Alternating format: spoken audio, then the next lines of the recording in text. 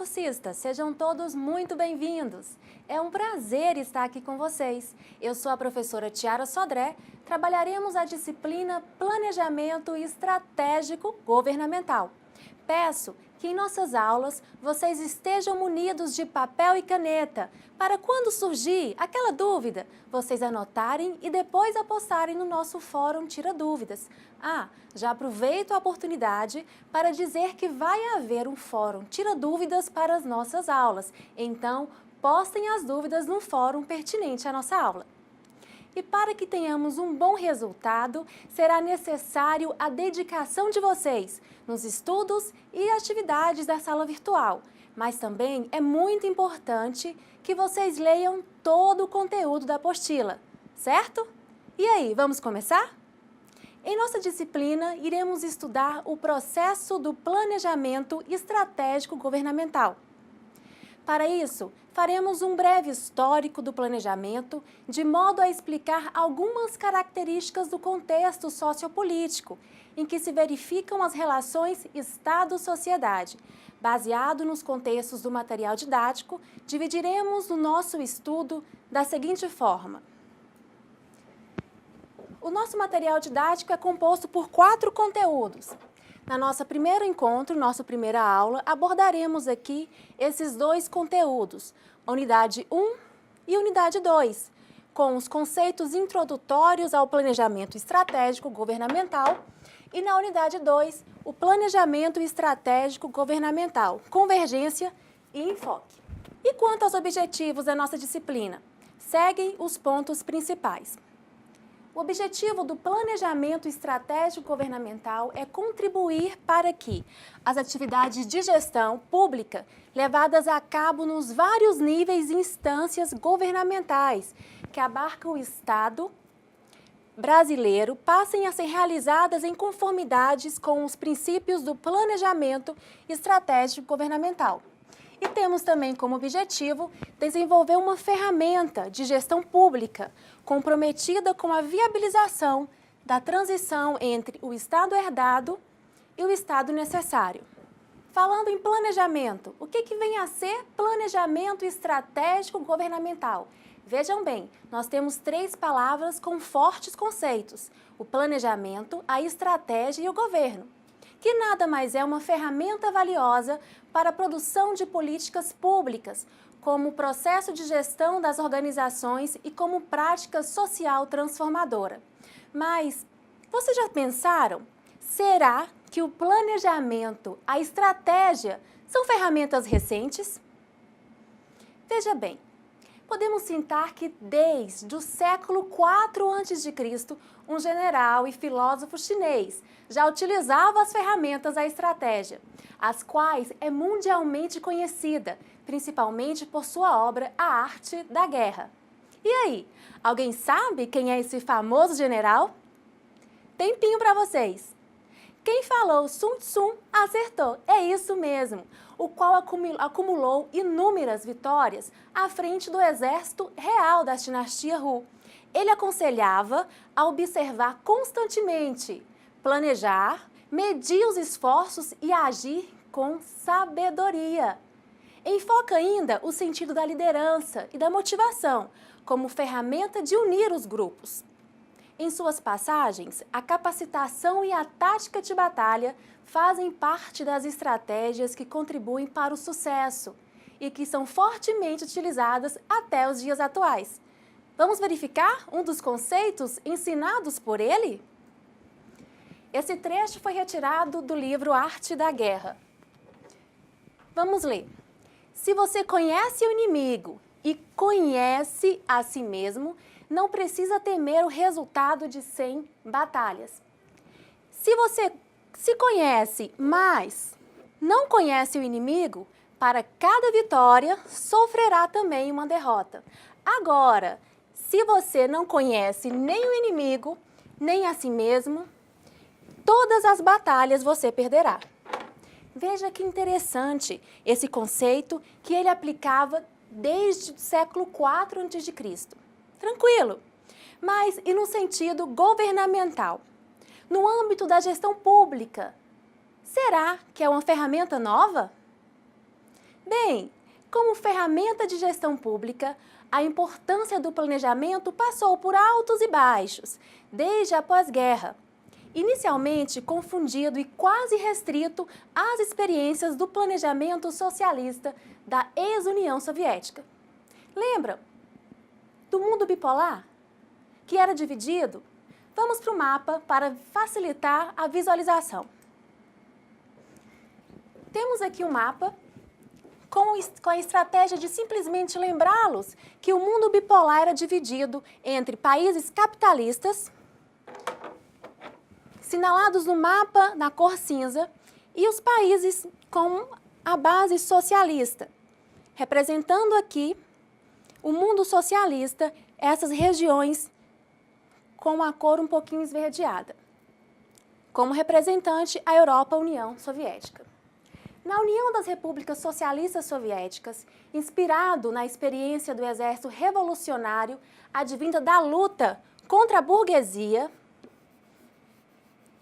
vamos anotar que aqui é interessante que nós anotemos esses conceitos. E contra inimigos externos, os países capitalistas, e apoiado pelos estudos que vieram a constituir a metodologia do balanço intersetorial, que era aquela matriz de insumo. Eu acho que vocês ainda se recordam. E produto. O planejamento logo se firmou como um instrumento de organização. Então, veja a importância do planejamento desde a divisão do mundo bipolar. O planejamento logo se firmou como esse instrumento da organização da economia socialista. A rápida industrialização e o crescimento da produção agrícola da União da República Socialista Soviética permitiram que ela despontasse como aliada essencial para a vitória do nazismo. Já no contexto da Guerra Fria, o planejamento passou a gerar efeitos socioeconômicos positivos nos demais países do bloco socialista. Agora, no âmbito dos países capitalistas, o planejamento passou a ser visto pela esquerda como uma possibilidade de superar as relações sociais e técnicas de produção capitalista na direção de algum tipo de socialismo, e pela direita como uma maneira de evitar as falhas do mercado.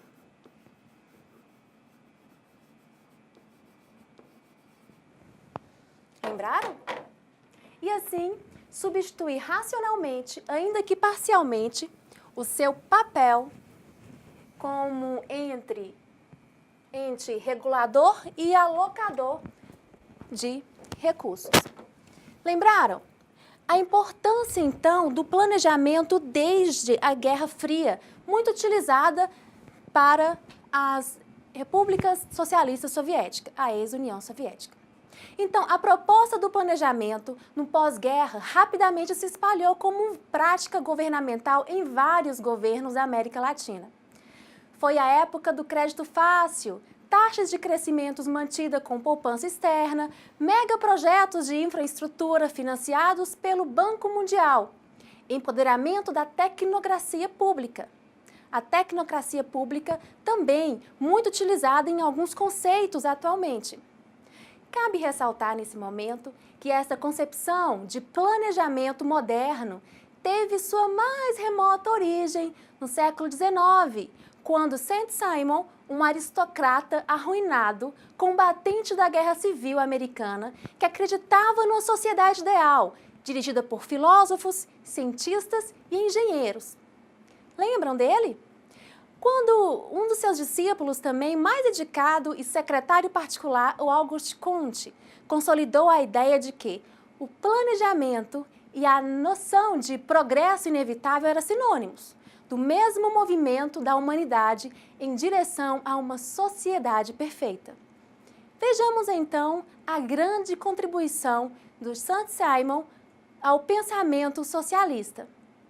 Foi a sua insistência de que o dever do Estado de planejar, organizar o uso dos meios de produção ele tinha que se manter continuamente a par das descobertas científicas e os gestores, gente, teriam que ser peritos industriais administrativos, não meramente aqueles dirigentes sem conhecimento nenhum.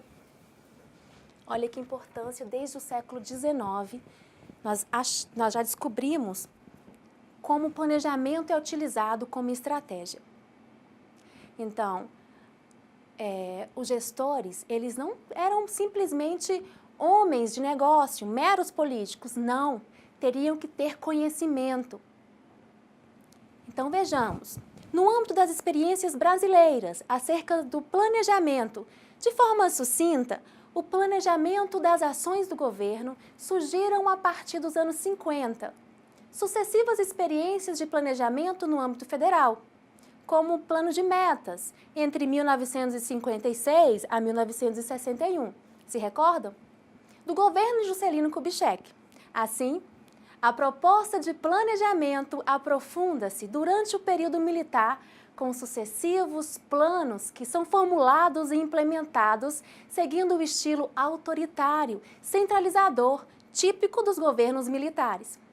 Agora, no início dos anos de 1970, a implantação de um sistema de planejamento federal deu origem a 3 edições do Plano Nacional de Desenvolvimento.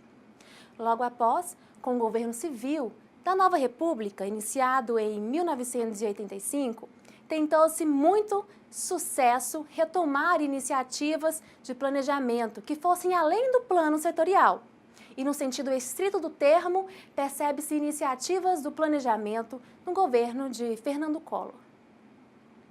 Diante disso, percebemos que o planejamento é um exercício sistemático de antecipação de futuro e é intensivo em uma gestão. Ele é essencial, não pode ser colocado de lado. Uma organização que pensa e planeja estrategicamente as condições cria o surgimento de uma liderança baseada na democracia interna, na delegação de autoridade. Percebe-se também que nos locais onde não há o planejamento, quase sempre surge dirigentes com monolitismo político e autoritarismo. Nesse sentido, vamos entender o contexto sociopolítico em que se deve inserir o PEG, ou seja, o Planejamento Estratégico Governamental. Assim, tem-se em mente que temos algo para transformar, algo para modificar, através do ato de planejar. Então, vejamos, a proposta a ser apresentada é promover um processo de transformação do estado herdado para o estado necessário, oriundo das ferramentas que nós vamos começar a estudar do planejamento estratégico, através também de gestores que consigam identificar as demandas da sociedade e transformá-las em programas de governos que atendam de fato essa demanda. Mas falando em estado necessário, estado herdado, vocês já ouviram esse termo? O que vem a ser estado herdado e estado necessário? Bem, estado herdado é uma consequência da concentração de poder econômico e político vigente no país, que hoje asfixia nosso desenvolvimento e penaliza a sociedade brasileira. Foi estabelecendo um tipo de relação particular entre Estado, que é Estado, viu, gente? Vamos lá de novo. Estado e a sociedade.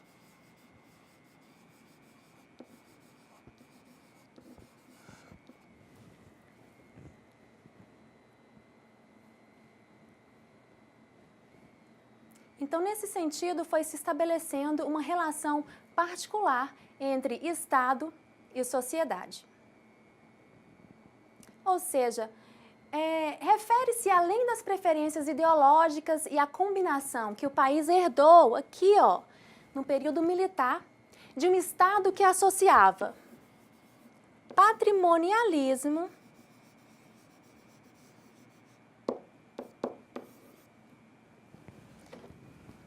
que associava aqui o patrimonialismo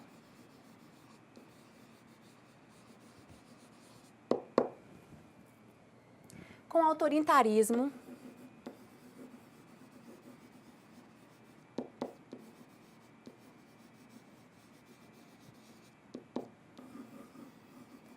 junto com o clientelismo.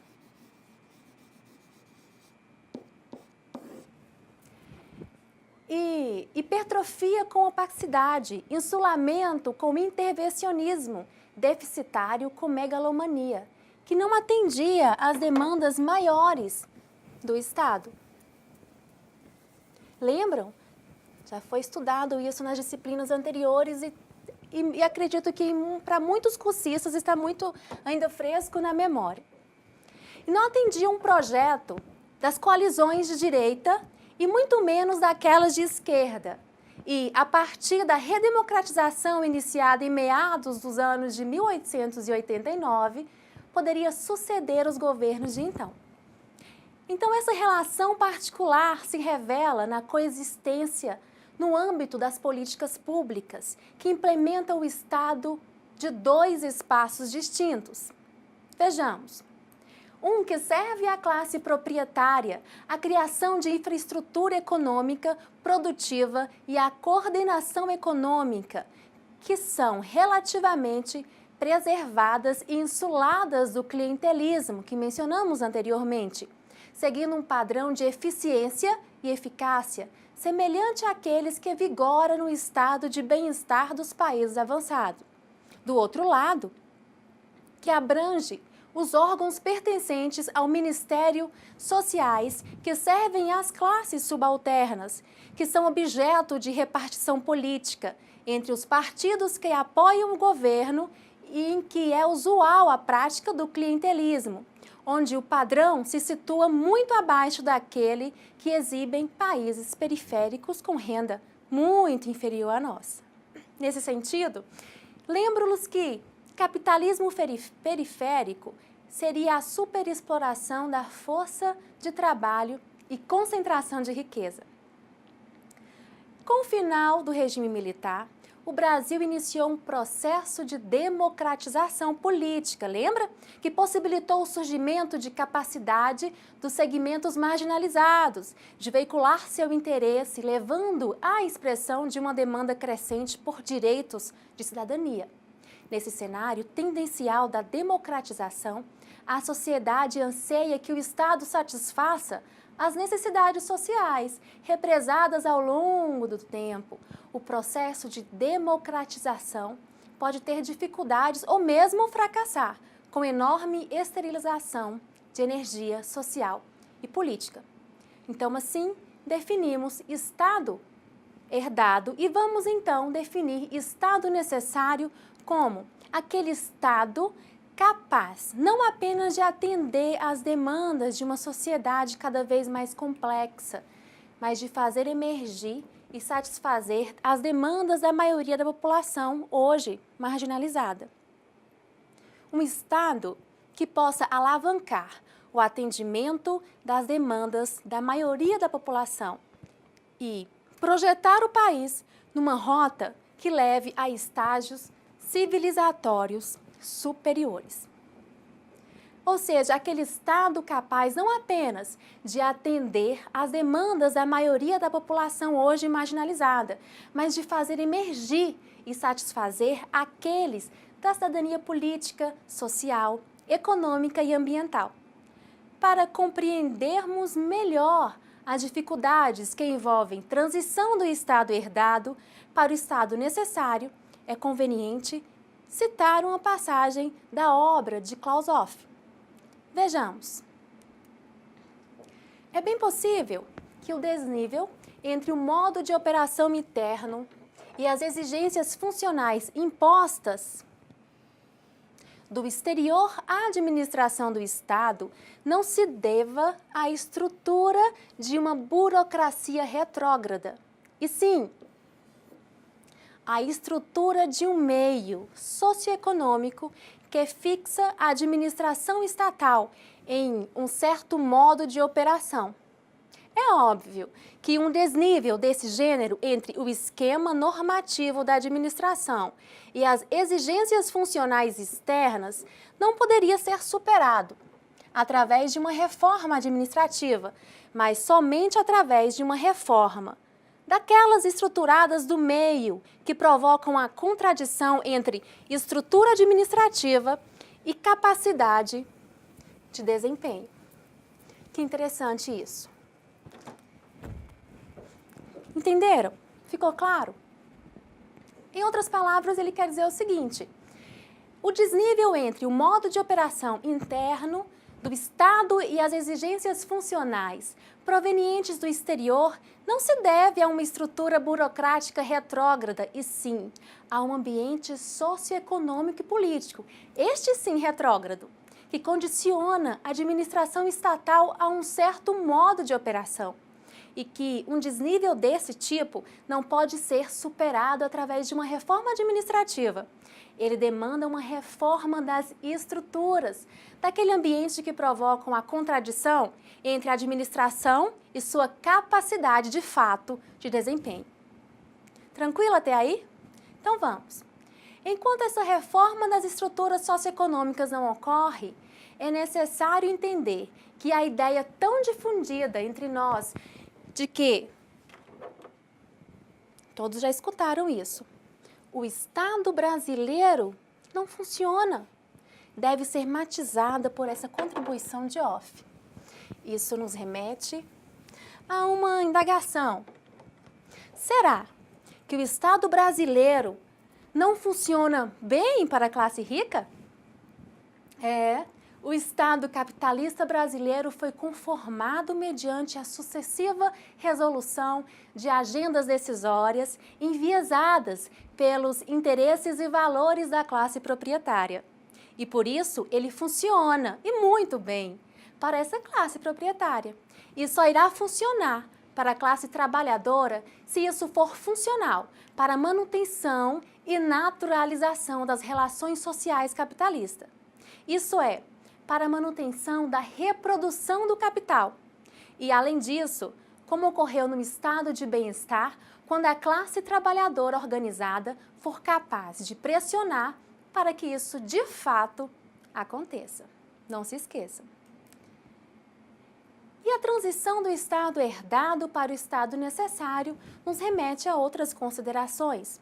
A criação de outros arranjos que trouxessem engatilhada a mudança através da adoção de metodologias de trabalho, entre as quais ressaltamos a do planejamento estratégico governamental, que permitam maior racionalidade, transparência, accountability, entre outros, no âmbito interno e no externo, o favorecimento à participação crescente dos movimentos sociais e da classe trabalhadora, e o planejamento estratégico governamental, essencial para fundamentar e subsidiar o processo de transformação entre o Estado herdado, aquele que nós verificamos que foi oriundo da ditadura militar, e entre outros, e da reforma gerencial de corte neoliberal no Estado necessário. Bem, compreendido cada um desses conceitos, certo? Apresentados. Então, cabe ressaltar que a transição do Estado herdado para o Estado necessário, aquele que possa servir como instrumento para implementar aquela proposta de mudança, demanda alguns itens. Vamos anotar? A capacitação de seus quadros, a formação de gestores que aliem dois tipos de capacidades ou habilidades básicas. A primeira é dominar os aspectos teóricos e práticos do processo de elaboração. Olha, de quê? De políticas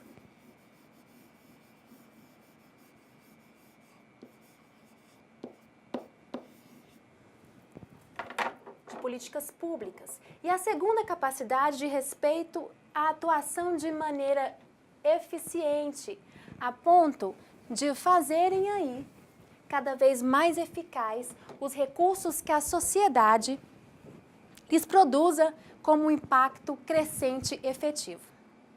Agora que compreendemos esses conceitos, vamos estudar sobre conceito e o contexto disciplinar da administração pública. Mas por que nessa disciplina usamos tanto a administração pública e no lugar de gestão pública? Ou melhor, usamos gestão pública no lugar de administração pública? Vocês perceberam?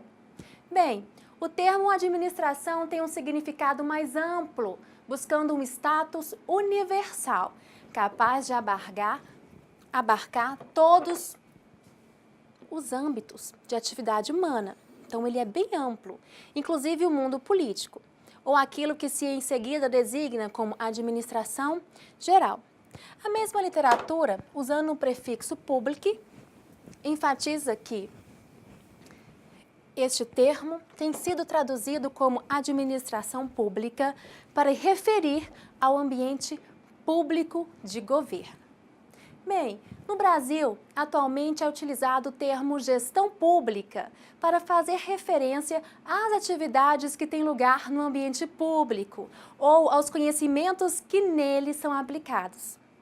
A indagação sobre a adequação do marco analítico conceitual da administração geral inicia-se pela caracterização da área de atuação conhecida como políticas sociais, que é aquela no qual se desenvolvem boa parte das ferramentas das ações do planejamento estratégico governamental. A individualização das políticas sociais no âmbito dessas políticas públicas revela um conceito de desenvolvimento que entende como separáveis e, por isso, passíveis de serem tratados em separado os aspectos relativos ao econômico e ao social. Pois bem, assim, é importante que entendamos o que significa as chamadas políticas sociais que eu acabei de mencionar. Verifiquemos. As políticas sociais se referem aos serviços educacionais, de ajuda jurídica, de assistência médica e outros providos pelas políticas públicas também, mesmo que garantidos por lei. Geralmente, aparecem como favores à população, sendo implantados em conjuntos com políticas mais ou menos específicas e cambiantes. As políticas sociais são organizadas em nome da solidariedade social. Os jovens, os trabalhadores contribuem para a aposentadoria dos idosos, concordam? E para cuidado e educação das crianças, que são tratamentos. Então, todos aí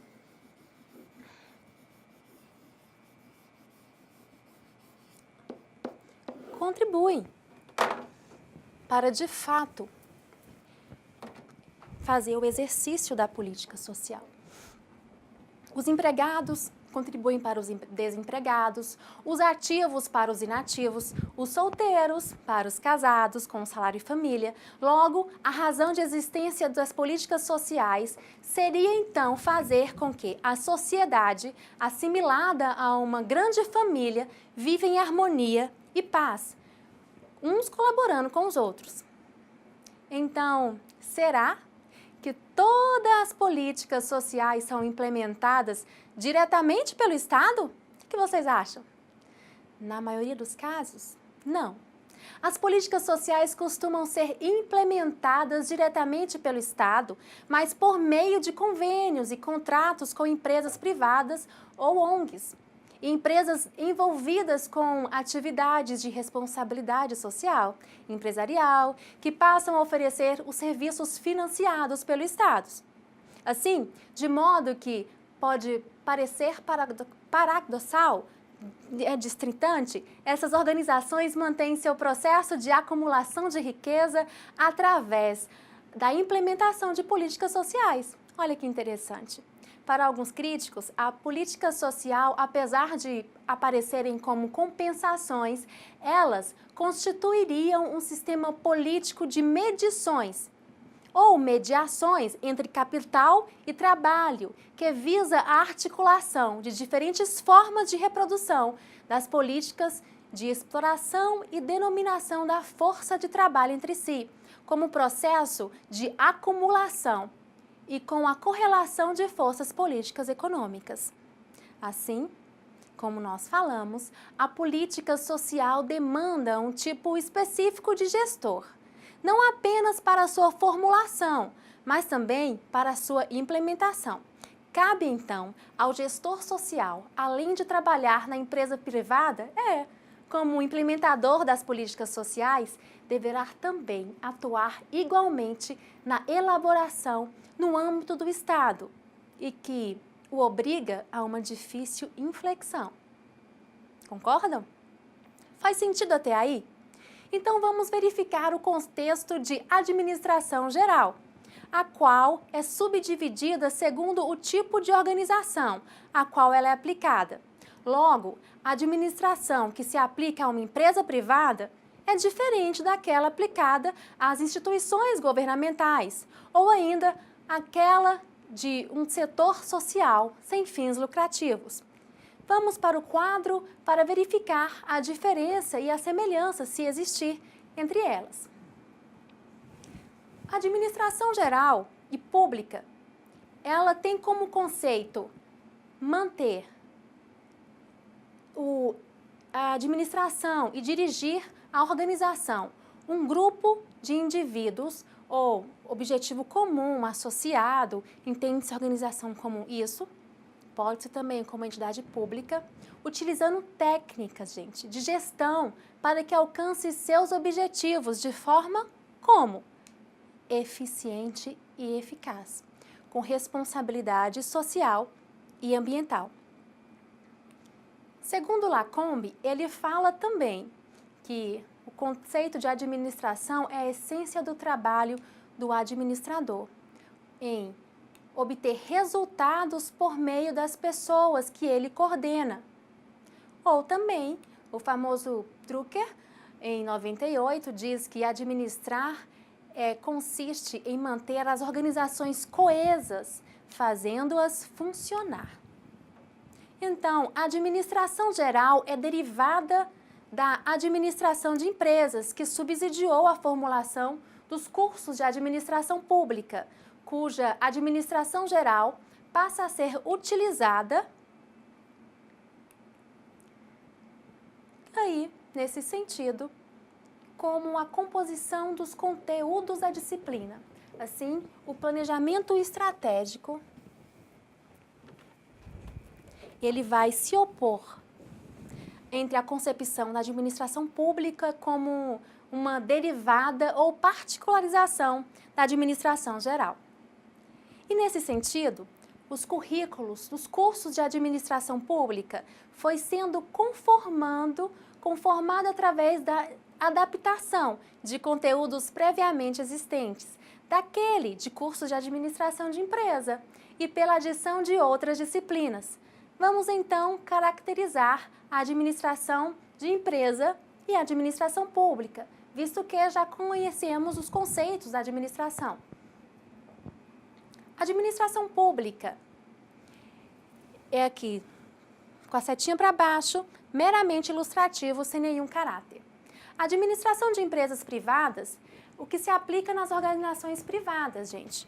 Qual que é o objetivo da organização privada? Razão de ser o lucro financeiro, conjunto de conhecimentos, objetivo, se não eliminar, manter os conflitos entre capital e trabalho no nível que não inviabilize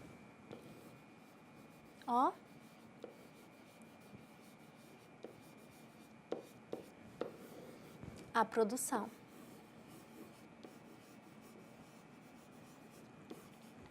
Já a administração pública, ela pode ser entendida e pode ser aplicada no meio público, razão de ser prestação de serviços públicos que atendam às necessidades do cidadão. Aqui nós temos interesses políticos, econômicos e de outra natureza, não apenas se expressam como devem, uma sociedade democrática fazê-lo.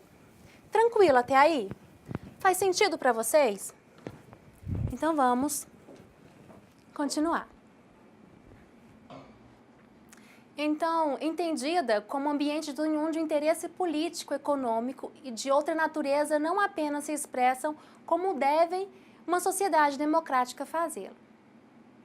Assim, um gestor deve saber identificar as potencialidades, perceber as oportunidades, desenvolver e motivar as pessoas de forma a levar a organização a alcançar seus objetivos. Compreendemos, então, o contexto que deve inserir as atividades do planejamento estratégico do Estado brasileiro e a dimensão do desafio que é a construção entre Estado herdado, que coloca para as realizações dessa atividade para irmos para o estado necessário. Agora, analisaremos a contribuição de dois enfoques relacionados à gestão pública. Vejamos.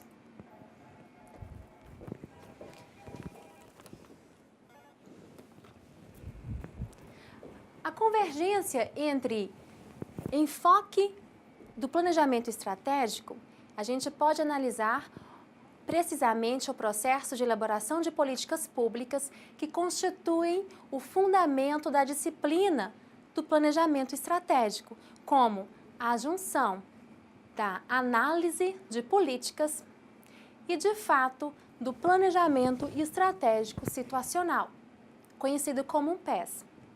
Então, enfoque da análise de políticas. Vocês já ouviram falar? O que vem a ser a análise de políticas?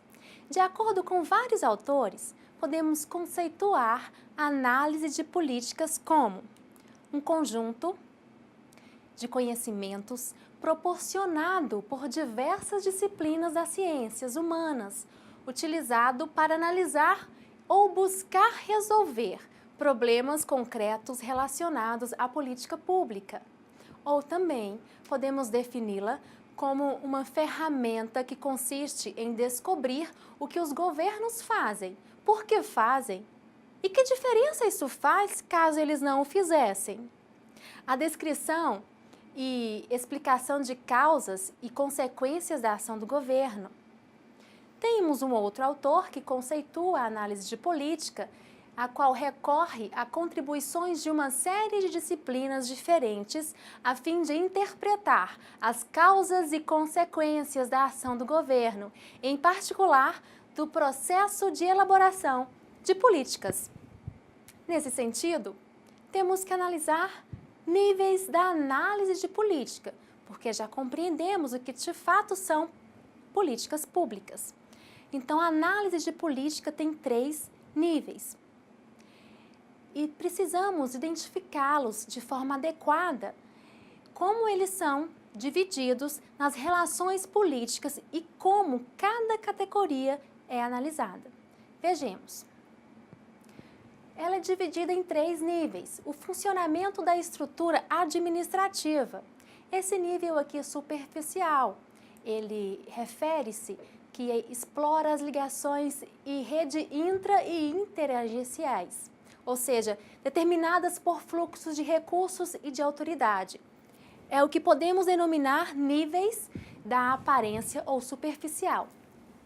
Processo de decisão é o segundo nível em que se manifestam os interesses presentes no âmbito da estrutura administrativa, isto é, dos grupos de pressão que atuam no seu interior e que influenciam o conteúdo das decisões tomadas. É o que podemos chamar de níveis dos interesses dos atores. Nesse nível interno, são as relações entre Estado e sociedade. Refere-se ao nível da estrutura, de poder e das regras de sua formação. O da infraestrutura econômica material. É o determinado pelas funções do Estado, que asseguram a reprodução econômica e a normalização das relações entre os grupos sociais. Este nível de análise trata da função das agências estatais, que é, em última instância, o que assegura o processo de acumulação de capital. Nesse sentido, é a sua legitimação perante a sociedade. É o que podemos denominar também de nível essencial ou estrutural. Faz sentido até aqui? Assim, a análise deve ser desenvolvida de forma reiterada, em ciclos de retroalimentação, do primeiro para o terceiro nível e vice-versa, buscando responder às questões suscitadas pela pesquisa em cada nível. Vejamos então o que refere-se o planejamento estratégico situacional. Ele é baseado em pressupostos muito semelhantes àqueles que vimos da análise de política. O método do planejamento estratégico governamental, o PES, é uma alternativa ao planejamento tradicional. Ele surgiu como resultado da busca de uma ferramenta de suporte, ao mesmo tempo científica e política, para o trabalho cotidiano de dirigentes públicos e outros profissionais em situação de governo. Vamos analisar essas características no quadro a seguir. Ele foi criado aqui por Carlos Matos. Ele foi ex-ministro de planejamento chileno do governo. Ele nasceu, gente, ao longo do processo de reflexão. Essa teoria, ela nasceu ao longo de um processo de reflexão ocorrido no período em que Carlos ele ficou preso em função de um golpe militar. Ele também formula uma crítica ao planejamento governamental tradicional e propõe método alternativo, levando em conta o caráter situacional, ou seja, situação do ator que planeja, estratégico, o qual deveria possuir os planejamentos, em especial aquele necessário para lidar com as particularidades do Estado brasileiro. De acordo com esses pressupostos, e também pelo fato de ter sido concebido através do aprendizado proporcionado por sucessivas experiências de planejamento governamental em países periféricos, o método do planejamento estratégico situacional foi escolhido como um dos fundamentos dessa disciplina, que é a PEG. Nesse sentido, cabe-nos refletir sobre o planejamento, analisando algumas questões que ouvimos frequentemente e com certeza vocês já ouviram. Então vamos comigo identificar. Será que é mito ou verdade? Vamos para o quadro. Planejar é uma coisa, fazer é outra. Será? O que vocês acham? Essa frase ela é muito utilizada com frequência nos contextos institucionais, que têm um precário ou quase nenhum planejamento. Os métodos de planejamento tradicional, ao ignorar a variável política, cortaram o caminho para o diálogo entre plano e gestão, relação absolutamente imprescindível para casar o planejar com o fazer.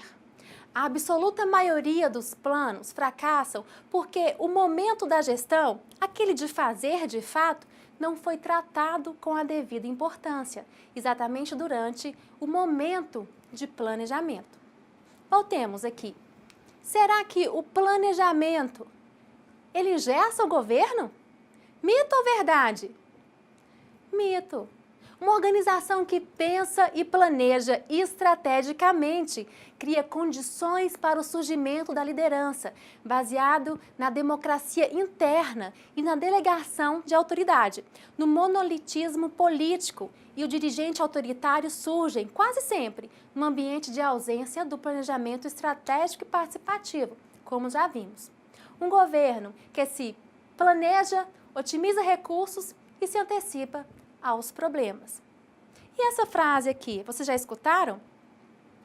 O planejamento é um rito formal falado em código e desprovido de substância? Será? Certo ou errado? Esse preconceito está muito associado com o próprio elitismo intelectual, que o planejamento tradicional e seus defensores constituíram ao longo de décadas, venerando modelos abstratos e inúteis. Neste caso, Sempre será verdade o ditado que diz que o improviso sempre preferível ao planejamento mal feito, isto é, burocrático formalista. O ideal é associar a intuição e bom senso com técnicas e modelos tradicionais, racionais, adotados em qualquer manual de planejamento. E essa frase? O planejamento é um rito formal falado em código ou substância? E o planejamento é obra puramente técnica ou deve ser neutro? E aí? O que vocês acham?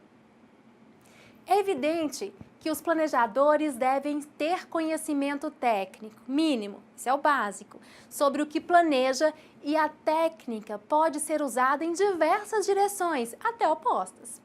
Não existe planejamento neutro, gente, pelo simples fato de que planejar é priorizar, é resolver problemas. Isso pressupõe uma determinada visão de mundo, uma concepção de Estado, de organização social e assim por diante. Planejar estrategicamente implica necessariamente em manipular variáveis políticas em situações de poder compartilhado, onde os outros também planejam e formulam estratégias. O planejamento que se diz meramente técnico, na verdade, resulta em simples adivinhação e charlatismo intelectual. Concorda? Vamos para outra questão. A participação social atrapalha o plano governamental? A nossa última questão aí. E aí, mito ou verdade? Outro mito que carece de base empírica e conceitual. A participação social organizada na elaboração, execução e monitoramento do planejamento não só confere mais legitimidade e responsabilização coletiva sobre seus resultados, como ajuda a evitar desvios de recursos e fiscalizar a execução dos serviços públicos. Fundamentalmente, a participação dos grupos organizados, conselhos de políticas e da população em geral representa um resgate da cidadania, processo meritório em si mesmo. Bem, agora que compreendemos esses equívocos que perpetuam a prática do planejamento, é importante que assimilemos essas contribuições que nos remetem aos dois enfoques relacionados à gestão pública. Um de análise do processo da elaboração de políticas públicas, que nós vemos e estudamos aqui, e o outro, uma análise do processo do método PES. Eles constituem o fundamento do planejamento estratégico. Finalizamos o conteúdo dos temas introdutórios nessa disciplina e, com isso, encerramos os assuntos da nossa primeira videoaula. Eu espero que vocês tenham gostado e que tenham absorvido ao menos um pouco do que vimos aqui hoje. Lembre-se de acessar a sala virtual, participar dos fóruns, postar dúvidas e não se esqueçam de estudar os conteúdos da apostila. Por enquanto é só, bons estudos e até a próxima!